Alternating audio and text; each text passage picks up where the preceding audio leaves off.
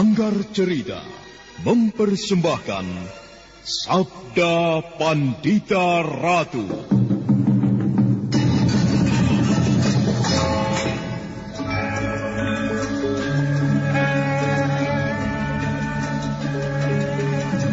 Bagaimana, Paman? Salahkah dugaanku? Jangan kau asal tuduh bocah kecil. Apa dasarmu mengatakan aku seorang perampok? Pakaianmu sangat bagus. Kelihatannya terbuat dari lurik yang dikerjakan dengan teliti. Kemudian batiknya juga bagus. Kau juga menggunakan sebuah timang yang pasti terbuat dari emas. Aku yakin tidak masuk akal jika seorang petani kecil hanya dengan sepetak sawah bisa membeli benda semahal itu. Kecuali jika kau merampok.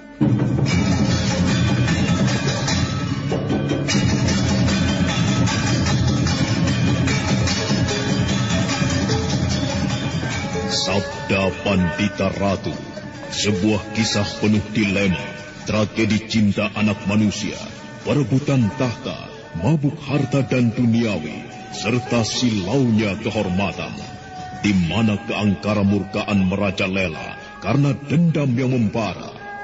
Kisah ini berlatar belakang berdirinya Singasari. Ken Arok, dialah pemuda yang merekuk pahit getirnya kehidupan. Namun sebenarnya, dialah yang harus melaksanakan sabda-sabdanya. Perjalanan sengsaranya adalah awal untuk meraih keberhasilan, untuk menuju kejayaannya di saat Singasari berdiri. Apakah cita-citamu itu, Kenomang? Aku ingin mengubah nasibku. Aku bosan dengan kehidupanku selama ini yang terlunta-lunta, akrab dalam pelukan kemelaratan. Kadangkala aku berangan-angan, aku adalah seorang istri dari Patih.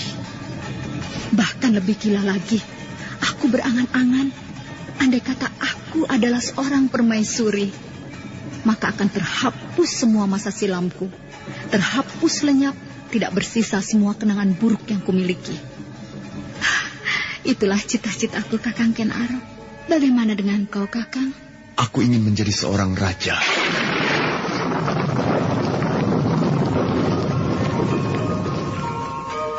Sabda Pandita Ratu. Naskah ditulis oleh Pondra Swasti Langit, diolah oleh Agung Bahrodi, didukung oleh artis-artis terkemuka Ferry Fadli, Eli Ermawati, M. Abud, Ivone Rose, dan lain-lain. Teknik dan montase Ibing Arifin, dengan sutradara Dian Pertiwi. Sabda Pandita Ratu. Kali ini dalam episode ke-18 dengan judul Panembahan Dupayana.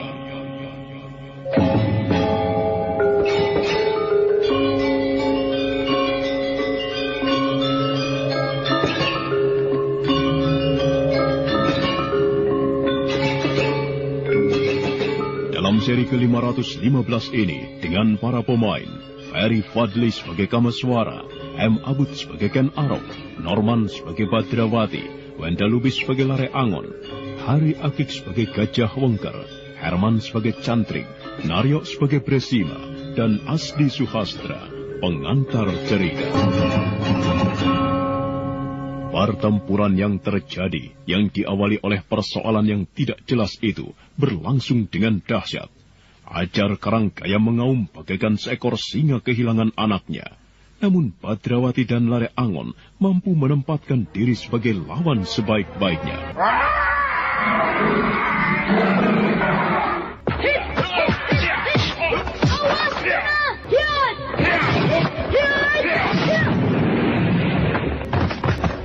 Barat berdebah. Kau yang seharusnya merasa bahwa meski kau berlimut tinggi, akan tetapi masih ada yang melebihi ketinggian apapun. Mengaumlah seperti singa, supaya lebih mengerikan.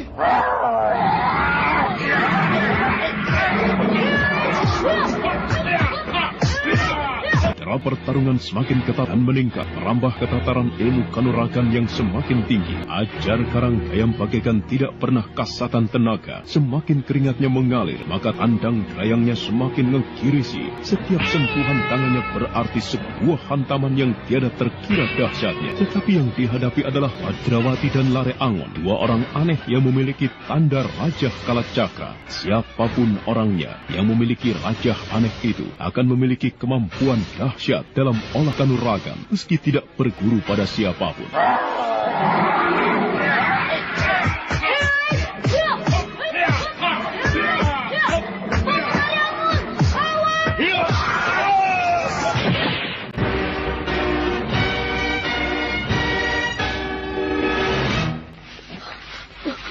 Bukan main.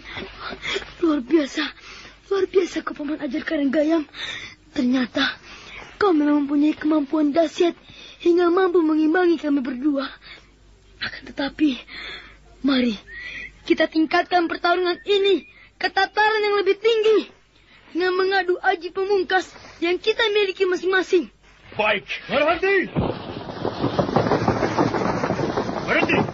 Kau Kameswara. Apa yang terjadi? Mereka orang-orang yang sombong. Rupanya mereka mempunyai ilmu kanuragan yang sangat tinggi, sehingga dengan seenaknya menggunakan untuk hal yang tidak patut. Benar demikian, Badrawati? Jawab dengan jujur dan jangan kau berusaha membohongiku. Paman kenal dengan orang itu? Iya.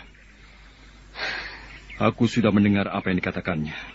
Sekarang aku ingin mendengar apa yang akan kau katakan, Badrawati. Lare Angon? Hah? Cepat katakan. Orang itu sombong sekali, Paman. Aku tersinggung. Kau menuduhku perampok, bocah cilik. Mengapa kau menuduhnya perampok, Badrawati? Ia mengaku seorang petani melarat, tidak mempunyai apa-apa. Akan tetapi, ia memiliki timang mahal. Juga lihat pakaiannya. Kau usil dengan urusan orang lain. Dan kau Lare Angon. Mengapa kau ikut larut dalam persoalan yang tidak patut ini? Dari mula aku sudah mencegah perbuatan Badrawati. Akan tetapi orang itu juga menyerangku. Siapa mereka sebenarnya? Mereka itulah orang-orang yang tertindih takdir. Harus memberikan perlindungan kepada anakku. Karena di tangan mereka terdapat Raja Kalacakra. Oh, begitu? Iya. Sebuah kehormatan bagi mereka karena memiliki Raja Kalacakra. Akan tetapi bukan berarti sebuah pengesahan untuk berbuat seenak sendiri. Jika kau mempunyai pengaruh terhadap mereka, seharusnya kau mengendalikannya. Aku mintakan maaf untuk mereka. Kau sendiri, mengapa kau bisa berada di tempat ini? Panjang ceritanya. Dan sekarang aku sedang menjadi tamu Sang Panembahan Dewi Payana. Baiklah, sampai bertemu nanti di hadapan Sang Panembahan. Dengan tidak peduli terhadap Badrawati dan Lare Angon, juga pada Wasi Bresima yang berdiri termangu, bahkan menoleh pun tidak, Ajar Karanggayam kemudian berjalan di atas tanah yang bagaikan dibajak menuju ke arah tenggara. Kameswara memandangi punggung orang itu hingga sesaat kemudian lenyap di balik garis lekuk bukit. Siapakah orang itu, Paman? Nampaknya Paman kenal baik dengannya. Aku lebih mempercayai apa yang dikatakan orang itu, Badrawati. Kau nakal, kau menyimpan sifat adigang adikku. Kau merasa mempunyai ilmu, kau pamerkan ilmu itu kepada orang lain. Kau ketanggor, Badrawati. Kau terantuk batu. Aku terantuk batu? Kau pikir kau akan bisa mengalahkan orang itu? Jangan bermimpi, Badrawati. Semakin lama orang itu bertempur, maka kemampuannya akan semakin gegirisi. Kekuatannya tidak semakin asat, akan tetapi semakin banjir. Siapakah orang itu, Kameswara? Tanyakan kepada Paman Wasi Bresima. Sang Wasi, siapakah orang itu? Kenaro, Raja Singasari. Berubah rona wajah Badrawati dan Lare Angon. Jawaban Wasi Bresima sangat mengejutkannya. Bagaikan bocah bodoh, Badrawati memandang ke arah Ken Arok pergi melangkah. Badrawati bengong terlongong-longong. Orang itu raja? Iya, dialah Raja Singasari yang baru saja menggempur Kediri habis-habisan, menghancurkannya hingga lumat dan mendirikan sebuah negara baru di Tumapel, negara Singasari. Ia bergelar Sri Raja Sabatara Sang Amurwa Bumi. Paman, orang itu tentu marah sekali. Kau bisa membayangkan apa yang bisa dilakukannya jika ia marah, Badrawati. Orang itu bukanlah orang sembarangan. Ia membawa pertanda kasih dari dewa-dewa. Ia menguasai berbagai ilmu kanuragan yang aneh-aneh. tanpa berguru dengan orang lain. Lalu... Jangan kau bandingkan dirimu, Badrawati. Kau menguasai ilmu yang aneh-aneh sejak kau memiliki Raja Kalacakra yang ada di telapak tangan kananmu itu. Akan tetapi Ken Arok menguasai ilmu itu, menyatu dengan dirinya sejak kelahirannya. Orang itu tentu marah kepada aku, Paman. Anak Mas Badrawati, bahwa semua ini menjadi pelajaran yang sangat berharga bagimu. Itu sangat penting, agar kau tidak gampang berbuat sesuatu yang tanpa kau pertimbangkan sebelumnya. Dan aku kira Sri Rajasa itu tidak akan menjatuhkan hukuman kepadamu. Namun alangkah baiknya kalau kau mau menghadap dan memohon ampun kepada Baginda. Wah. Bagaimana, Nak Mas? Aku takut, Paman. Mana keberanian yang kau miliki itu, sehingga sekarang kau ketakutan, Badrawati? Benarkah Baginda itu tidak akan murka kepadaku? Tergantung kau. Jika kau tidak menghadap dan memohon maaf, barangkali Baginda akan memburumu. Dan dimanapun kau bersembunyi, Baginda pasti akan dapat menemukanmu. Baginda tidak perlu turun tangan, akan tetapi cukup memerintahkan kepada para prajuritnya untuk mencarimu. Hidupmu kemudian tidak akan pernah tenang, Badrawati. Baiklah, Paman. Aku akan menghadap Baginda itu dan mohon ampun atas kekurangan ajaranku kepada beliau. Apakah dengan demikian kami berdua sekarang ikut bersamamu ke padepokan itu? Baiklah, mari kita ke padepokan itu. Tadi pagi sang Panembahan telah pudar dari semadinya. Seorang cantrik terkejut ketika melihat seorang pemuda tiba-tiba muncul di belakangnya. Cantrik itu memandang dengan seksama.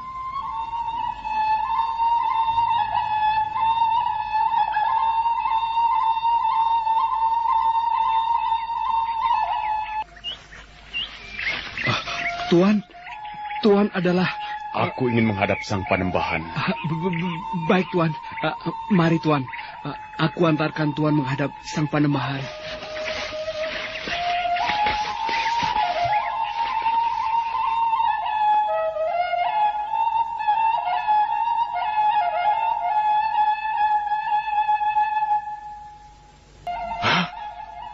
Bukankah Tuan adalah Baginda? Selamat berjumpa kembali, Ki Putut Gajah Wengker. Aku Ken Arok memohon diperkenankan untuk menghadap sang Panembahan. Baik, Tuanku Baginda. Cantrik Kumurunugro. Iya. Menghadaplah kepada sang Panembahan. Laporkan bahwa Baginda Singasari datang di padepokan ini.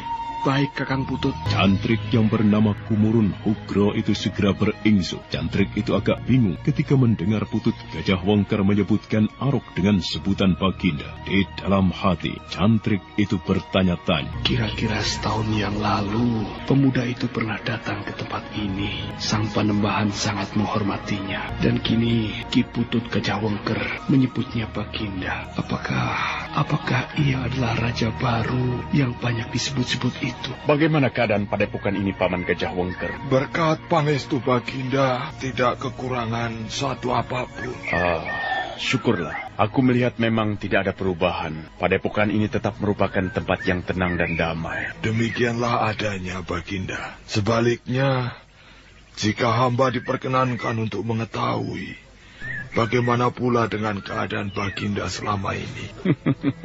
Paman Gajah Wengker memanggilku dengan sebutan itu. Berarti Paman mengetahui apa yang telah terjadi. Sang Panembahan banyak menceritakan apa yang telah terjadi antara Kediri dan Tumapel baru-baru ini. Kehadiran Ken Arok yang bergelar Sri Rangga Rajasa Batara Sang Amurwa Bumi, Raja Singasari itu disambut dengan penuh hormat oleh Putut Gajah Wengker. Panembahan Dwipayana yang telah diberitahu akan kehadiran Ken Arok bergegas menuju ke pendopo menyambutnya. Meski Ken Arok telah menjadi seorang raja, tetapi nampak besar rasa hormatnya kepada sang Panembahan.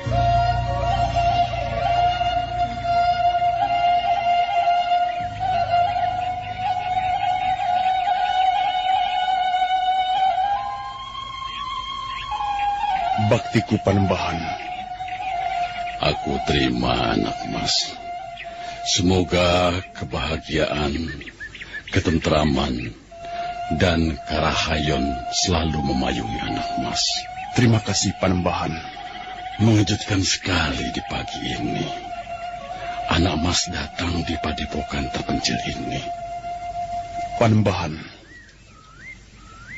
barangkali Panembahan masih ingat, sekitar 1 tahun surya yang lampau, aku pernah menghadap Panembahan untuk mendapatkan petunjuk atas hal-hal apa yang harus aku lakukan.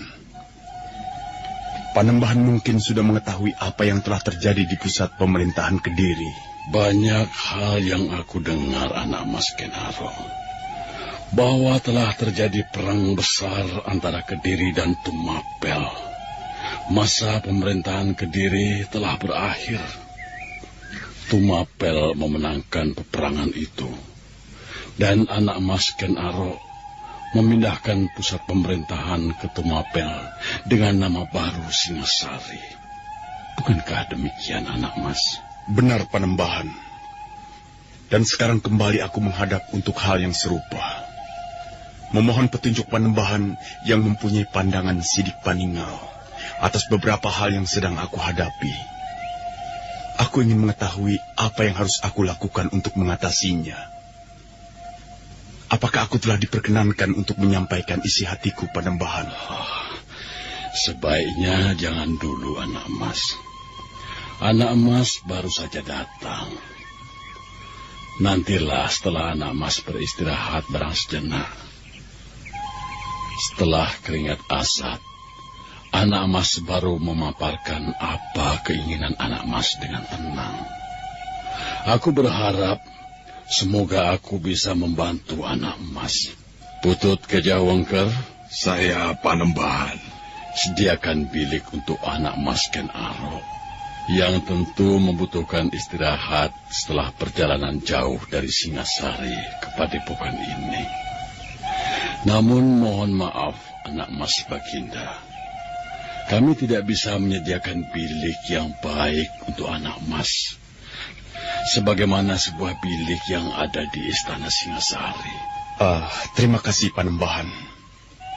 Bilik macam apapun yang akan disediakan untukku tidak menjadi soal. Sebelum aku menjadi raja, aku sudah terbiasa hidup tidak teratur. Demikianlah, tidak menunggu diperintah lagi, Putut Gajah Wengker segera menjalankan perintah yang baru saja diterimanya dari sang Panembahan. Perintah itu kemudian disalurkan pada seorang cantrik untuk mengerjakan sebaik-baiknya, dan cantrik lain memberitahu para endang untuk memasak yang sesuai di dapur. Bagaikan sudah mengetahui kebiasaan yang berlaku di padepokan itu, Ken Arok tidak bisa memaksakan pembicaraan, kecuali memenuhi permintaan Panembahan untuk beristirahat dulu di dalam bilik yang telah disediakan.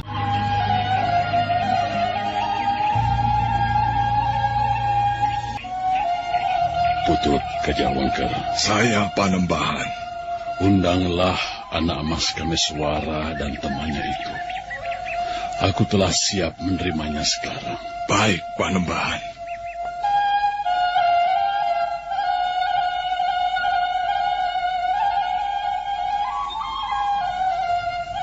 Putut Gajah Wengker bergegas meninggalkan Panembahan menuju ke pondok khusus yang dipergunakan oleh Kameswara dan Wasi Bresima.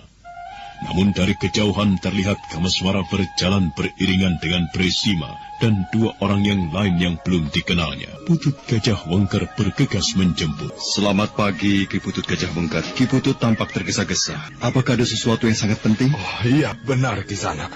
Pagi ini Panembahan sudah wudar dari semadinya dan telah siap menerima Kisanak. Terima kasih Paman. Tetapi ada baiknya aku memperkenalkan kepada Paman sahabat-sahabatku. Oh, tentu dengan senang hati. Mari anak mas Kameswara. Silakan naik ke pendopo. Mari sang Wasi Bresima, juga 2 anak mas yang lain.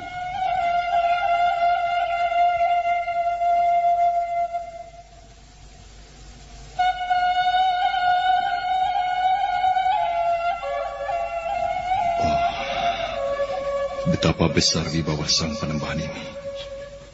Wajahnya bersih, tatapan matanya teduh, tenang dan damai. Rasanya sulit dipercaya bahwa Ken Arok sekalipun yang sekarang telah menjadi raja di Singasari, berhubungan dengan Panembahan Dwi Payana. Wibawa sang Panembahan yang luar biasa telah menjamahnya pula. Siapakah sebenarnya orang ini? Mengapa ia mempunyai wawasan sedemikian luasnya?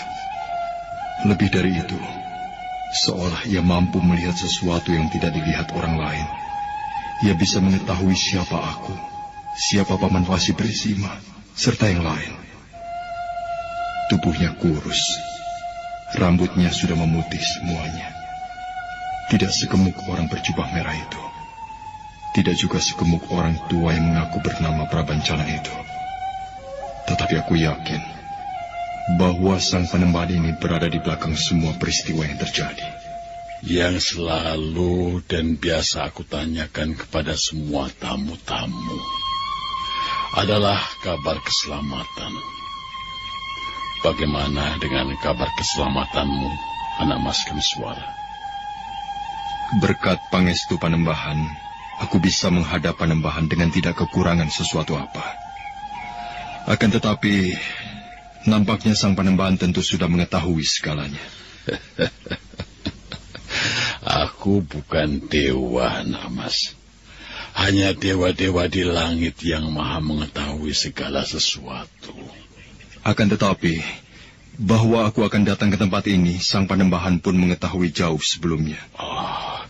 Jika aku bisa mengetahui bahwa anak Mas Kamiswara akan datang ke padepokan ini, itu sebuah kemampuan yang untuk mempelajarinya membutuhkan waktu bertahun-tahun lamanya. Jika ingin serba mengetahui, tentu dibutuhkan waktu yang lebih dari berpuluh-puluh tahun. Saat aku belum menguasai ilmu semacam itu, aku sudah mati karena usia tidak mendukung, anak Mas. Bapak Panembahan terlampau merendah. Sugeng rawuhipun Adiwasi. Pangestunipun Panembahan. Berkat doa dan pangestu Panembahan, aku bisa menghadap Panembahan Dwi Payana dengan tidak kekurangan suatu apapun. Jika Sang Wasi tidak keberatan, tentu akan sangat menyenangkan bagiku. Apabila tengah malam nanti Sang Wasi berkenan mengajari bagaimana mengotak-atik makna bintang-bintang yang bertaburan di langit.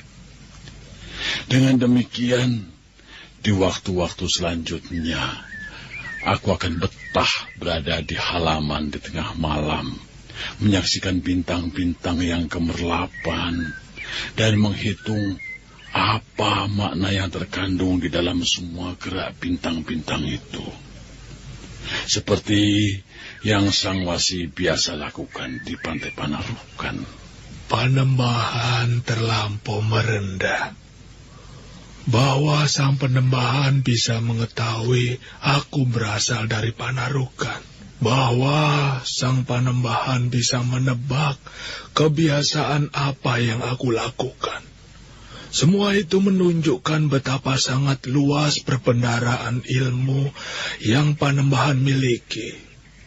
Lalu, apakah yang bisa aku banggakan terhadap sang Panembahan? Pengetahuan apapun, meski hanya satu jenis, akan tetapi digeluti sedemikian rupa sehingga mendarah daging, akan jauh lebih baik daripada mempelajari banyak ilmu, akan tetapi setengah-setengah. Bukankah demikian, Adiwasi? Oh iya, bagaimana denganmu, anak muda? Baktiku Panembahan. Aku terima, anak muda. Aku pujikan semoga ketenangan, ketentraman, serta kesehatan selalu ada padamu. Terima kasih, Panembahan. Tetapi, siapa namamu? Lare Angon, Panembahan. Kelihatannya itu bukan namamu yang sebenarnya. Lare berarti bocah. Angon berarti pengembala. Lare Angon berarti bocah pengembala. Bukankah demikian, anak muda? Iya, Benar, Panembahan. Nampaknya kau gunakan nama itu karena kau merasa keberatan namamu yang sebenarnya diketahui oleh orang banyak. Kau lakukan itu karena kau mempunyai sebuah alasan. Benarkah demikian, anak muda? Saya Panembahan. Saya percaya Panembahan mengetahui keadaan yang sebenarnya. Bagaimanapun juga, wawasanku masih tetap terbatas, anak muda. Tetapi, baiklah. Aku hormati apa yang menjadi keyakinanmu. Aku tidak akan memaksa untuk mengetahui namamu yang sebenarnya. Dan kau bocah kecil? Hamba Panembahan. Hamba menghanturkan sembah. Sebuah kesalahan baru saja kau lakukan, Le. Bukan kepadaku kau seharusnya menyembah. Aku ini tidak ada bedanya denganmu. Derajatku adalah derajat manusia.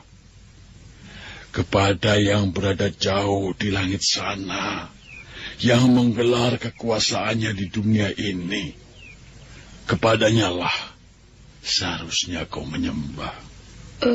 Maksud hamba, bakti hamba Panembahan. Aku terima. Siapa namamu? Badrawati, Panembahan. Badrawati. Kalau tidak salah mengartikan, Badrawati bisa diartikan sebuah tekad. Badra itu bisa berarti yasa, bisa berarti bebadra, bisa berarti usaha yang keras. Wah, terima kasih Panembahan. Hamba yang memiliki nama itu justru tidak pernah mengetahui apa arti nama itu. Pangestuku, semoga bisa membuat kau semakin bertekad baja di dalam menghadapi berbagai permasalahan. Pembicaraan di pendopo Padepokan Dandang Kandaga itu terus berlangsung. Dengan arif dan sabar, Panembahan Dwipayana banyak bercerita tentang apa arti hidup serta makna dari kehidupan. Kamaswara, Wasi Bresima, Badrawati, ataupun Lare Angon seperti mendapatkan siraman rohani yang menyejukkan. Namun sejauh itu, Kamaswara merasa penasaran karena Panembahan Dwipayana belum juga membicarakan permasalahan yang dihadapinya. Saudara pendengar, untuk mengetahui jawabannya, ikutilah kelanjutan kisah ini dalam seri berikutnya. Sampai jumpa.